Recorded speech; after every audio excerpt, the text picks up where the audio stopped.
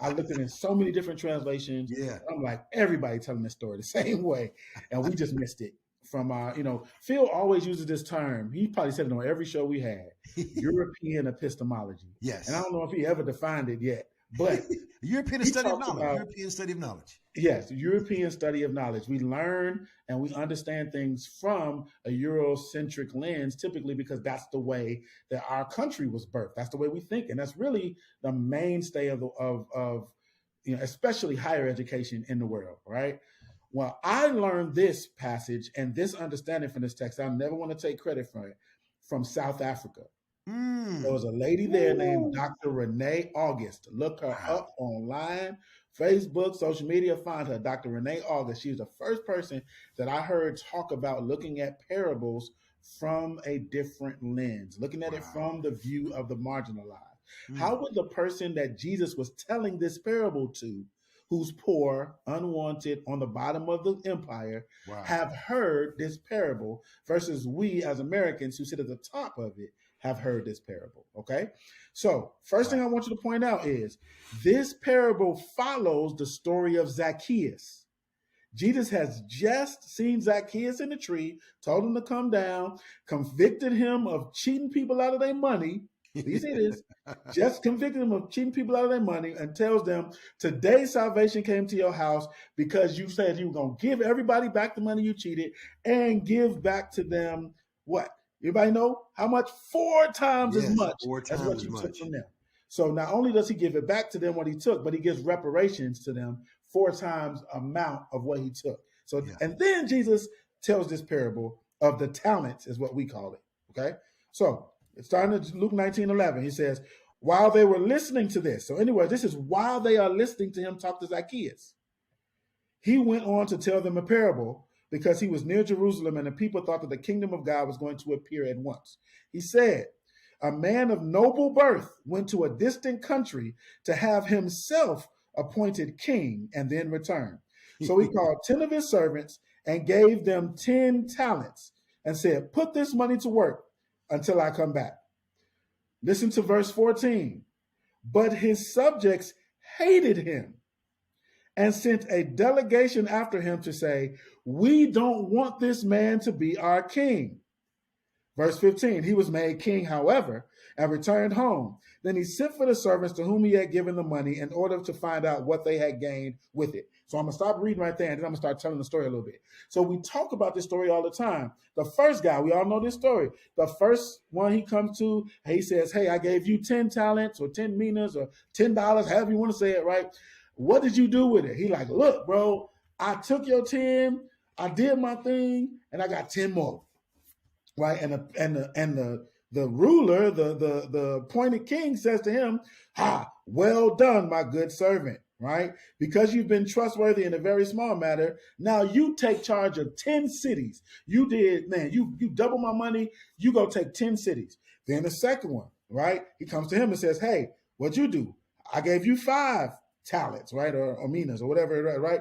What did you do? And he was like, man, look, I took your 5 and I got you 5 more. And he says the same thing. Well done. Because you have been trustworthy in a small matter, now you get 5 cities that you're in charge of. Like, oh, okay, that's what's up. Then you get to the dude who says, I got 1. And he's like, yo, you got 1. What did you do? Listen to his response. Verse 20. Sir, here is your talent back. I kept it laid away in a piece of cloth because I was afraid of you, because you are a hard man. You take what you did not put in and you reap what you did not sow. His master replied, I will judge you by your own words, you wicked servant. Oh, you knew that I was a hard man, taking out what I don't put in and reaping what I don't sow? Well, why didn't you put my money on deposit so when I came back, I could at least collect some interest? Then he goes to him, verse 24, and he says, take his talent away from him and give it to the one who has 10 talents. They're like, but sir, listen to the people who work for him. He already has 10.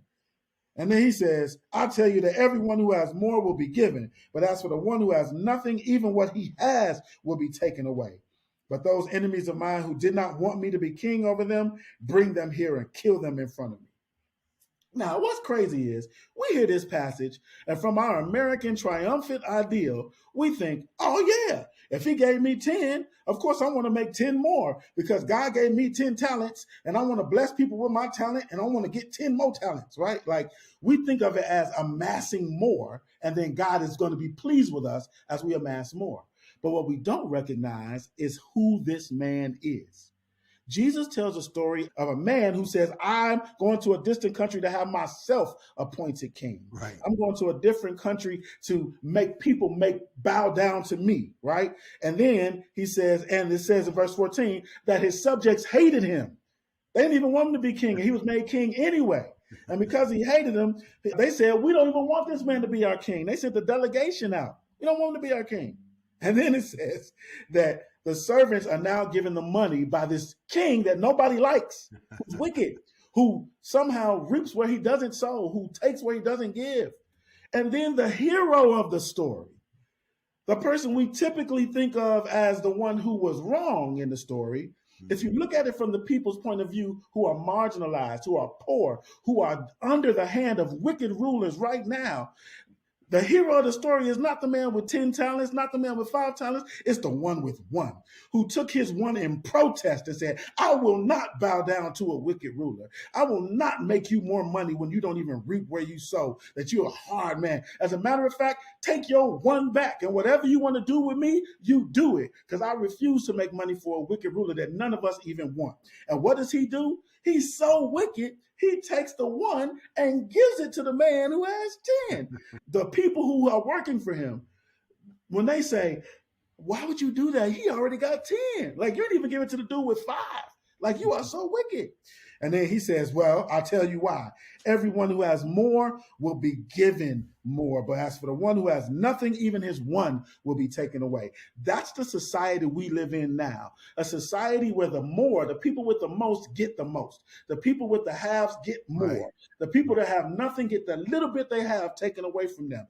And so what I say is Christians are called to protest that system. Yeah. We're not called to live into it, to try to amass more for wicked rulers, to amass more for wicked empires. No, we are called to stand and protest and say, what little I have, I ain't even gonna make nothing done for you. And whatever you do to me, I will take it, because this is what it means to follow Jesus. It means to protest against systems and structures that take away from those that don't even have anything and want to give it to those who already have. Y'all, that's what it means to follow Jesus. And when you look at this parable, after the story of Zacchaeus, it makes perfect sense, because salvation don't come to Zacchaeus' house until he gives it all back, and until he gives to those he stole 4 times as much.